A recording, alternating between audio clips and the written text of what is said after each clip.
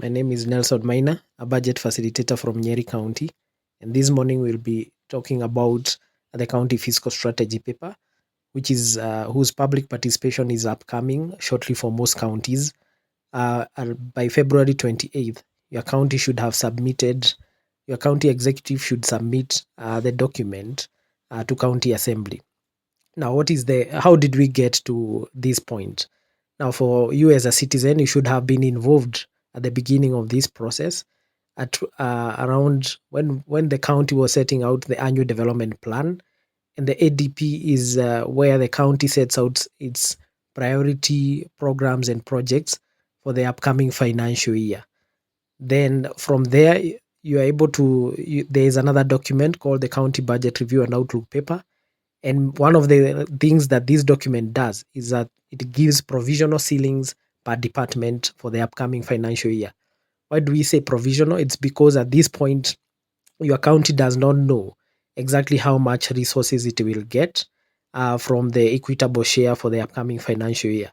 But at that stage, we are able to see your county based on other factors like historical performance, absorption, projections, aligning to other economic factors. It is able to set out provisionally where it wants to prioritize its allocations using this document. Then counties should hold sector hearings. Most counties don't do these around November, December. National government does it. So, but the sector hearings allows sector players or stakeholders to discuss using this county budget review outlook paper, provisional ceilings, and then using the annual development plan. You're able to sit down and you're able to discuss and lobby for your sector of interest to get maybe more resources. For example, if your interest area is health or agriculture, or even a specific issue like mental health, then at these sector hearings, you're able to look at this CBROP, the County Budget Review Outlook Paper, and the Annual Development Plan. So these are the projects and programs the county wants to do. And then you're able to get more information. Ask yourself, what more data do we need to justify more resources and allocations to our area of interest? Then around January, another national step is happening in terms of setting the equitable share for counties. An interesting thing is that this time round, the CRA, the Commission on Revenue Allocation, is deliberating or coming up with a fourth generation CRA formula, and it's the formula that determines how much each county gets. So December, they submitted their proposal to Senate. Senate has not approved it yet, but CRA gave its proposal as equitable share to be around 417 billion. And so that is an ongoing process. So counties should pay attention, and citizens, in terms of there are some changes that will come to counties based on that change in the formula. So you want to go to this discussion of the County Fiscal Strategy Paper, also having that in mind, that the allocations to your counties may even change just based on the change in that formula. But then this is also tied to the budget policy statement at national level. Now, the BPS also is a document generated by National Treasury, and it has also given a different equitable share figure of around 400 billion. And so again, citizens, as they go to the County Fiscal Strategy Paper, they want to factor in these. And so now CRA has given its own different proposal at for 17 billion, and then National Treasury has given another proposal for counties at 400 billion. Once the BPS is approved by Parliament, then the counties will be able to prepare their County Fiscal Strategy Paper, which one of the things it does is now it sets the final ceilings per department. So remember when we had the County Budget Review Outlook Paper, it was provisional ceilings because we didn't know how much your county would get.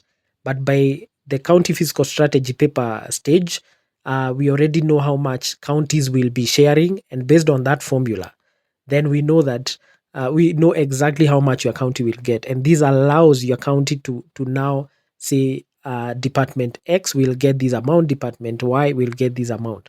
So why should citizens be very keen on this document? It's because the County Fiscal Strategy Paper now sets the final ceilings per sector or per department. So if your interest area again is mental health or health in general, or agriculture or education, then you have to be very keen on this document, because once it sets that final ceiling, that is the amount that will determine the programs and the allocations towards when the budget estimates are being made around April. So this is why we call upon citizens to participate in their counties during the public participation exercises. Thank you. Greetings. My name is Dr. Violet Mbiti, Budget Facilitator, Machakos County, and member of the Nairobi Eastern and Central Budget Hub under Budgeti Hub.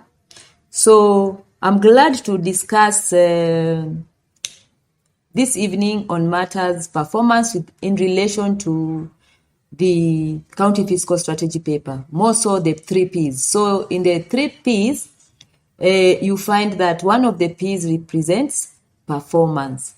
And basically, what do you look at when you are reviewing performance of a county? Number one, you look at, you also have to review previous performance in terms of revenue collection. Like the county, how much did your county collect in terms to revenue? The other thing is expenditure performance. How did they use that money? Where? And did they use the whole of it? And the other thing is budget execution. Was it 100% used, or how far is it? All right. The other thing that you also evaluate when you are looking at performance is program and sector performance. And in this area, you look at key deliverables that the county had set that it's going to achieve with regard to the sector. The other thing is flagship projects of the governor. So what can the county government tell you about how the flagship projects are faring? The other thing that you also have to look at is impact assessment. Are those projects impacting the community? So the other thing that you also look at when reviewing performance in the Cfsp is analysis of challenges and risks. So challenges. So what challenges has the county stated in the document that it has encountered?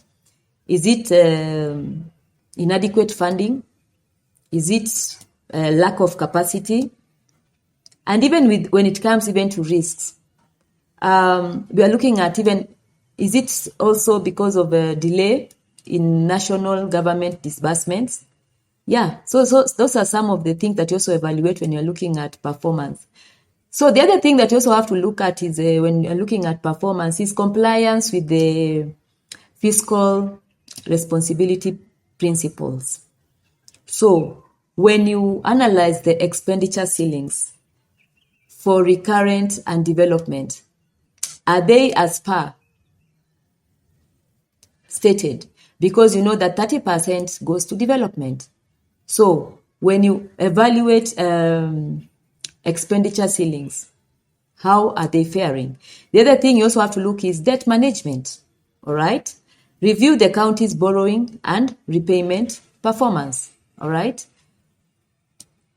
So those are some of the things that you also look at, and also efficiency with regard to evaluating how resources were allocated and utilized. And then the other thing, finally, that you have to look at is lessons learned. What has the county government learned out of this? So thank you for sharing your time with me, and yeah, see ya. So basically, my name is Adengah Paul, and Adengah Paul is the budget facilitator for the City County of Nairobi, and a member of the Nechub.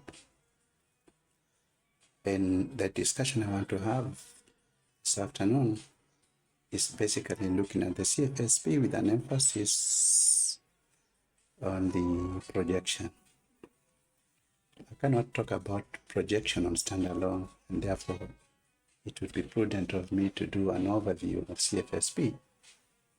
And CFSP, in compliance with the PFM Act 2012, is a legal provision that the country has.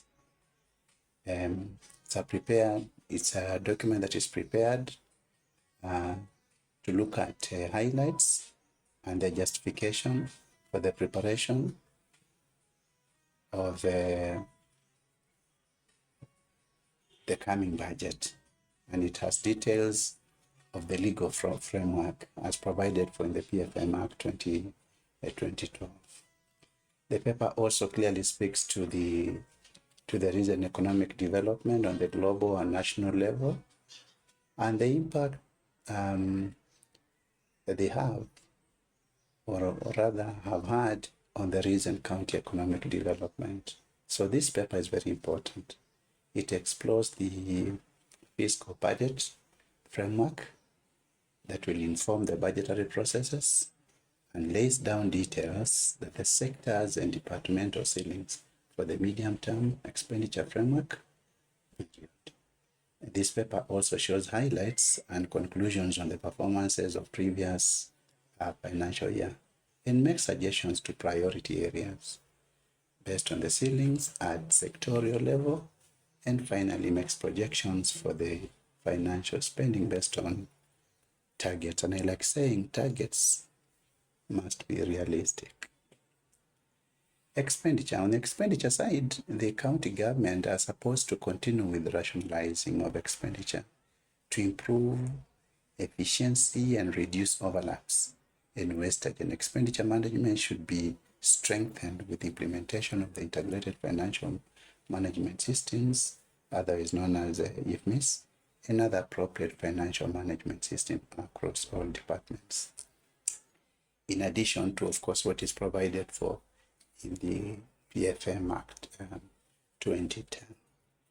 Now, the CFSP seeks to achieve an objective outlined in the PFM Act, especially under Section 129, Clause 2B,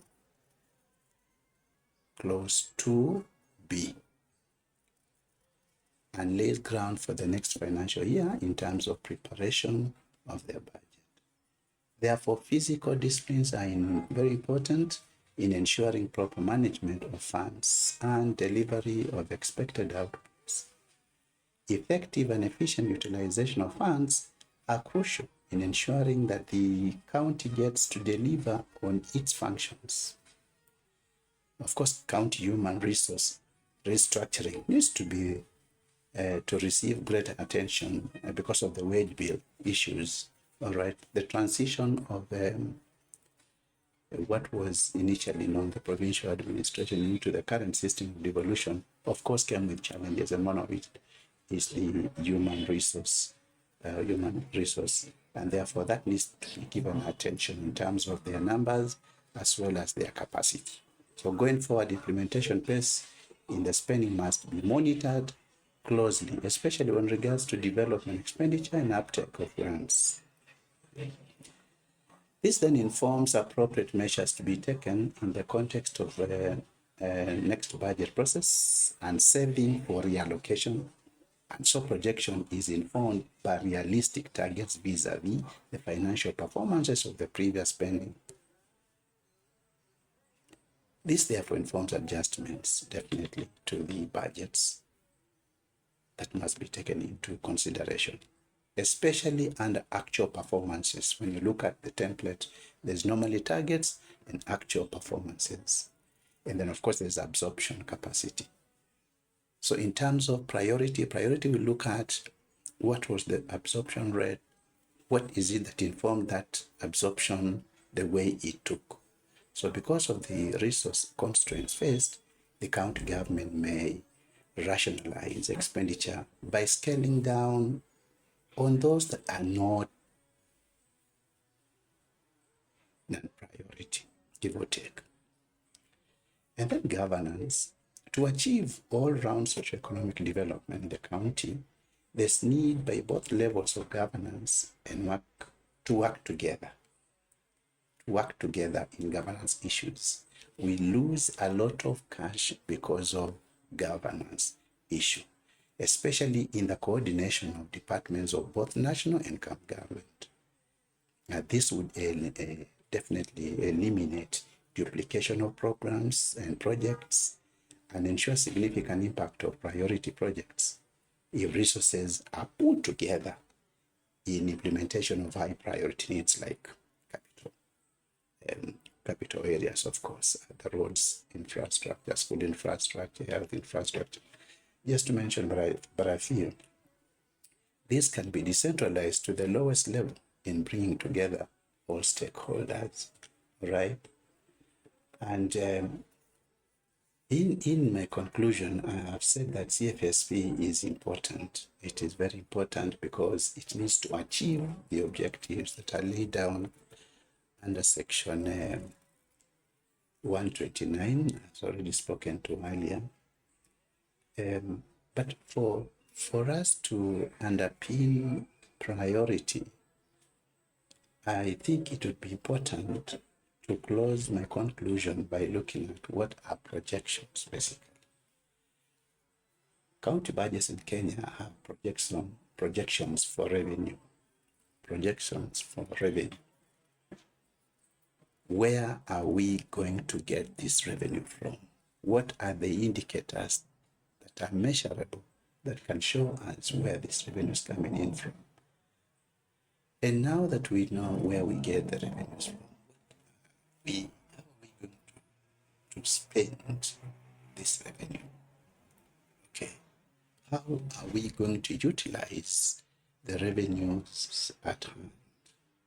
So these projections are used to establish expenditure ceiling, and each department and sector is therefore allocated, is given a ceiling line against which they can spend.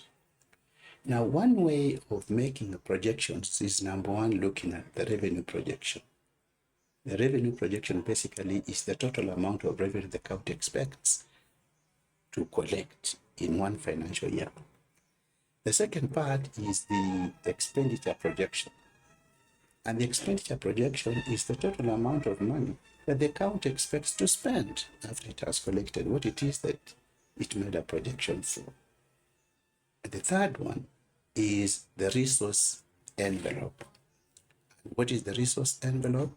The resource envelope is the total amount of revenue that the county expects to collect and how it will be allocated across the departments or across sectors for purposes of county. And then finally, there is the likely financing. And what is likely financing? Likely financing is basically the projected resource of funding for the budget that you don't have, that will be outsourced, or rather that will be borrowed.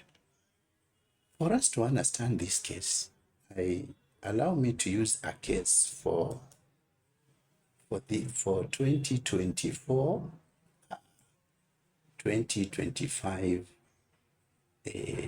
financial year for government, so that we have a bit of understanding of what projection is.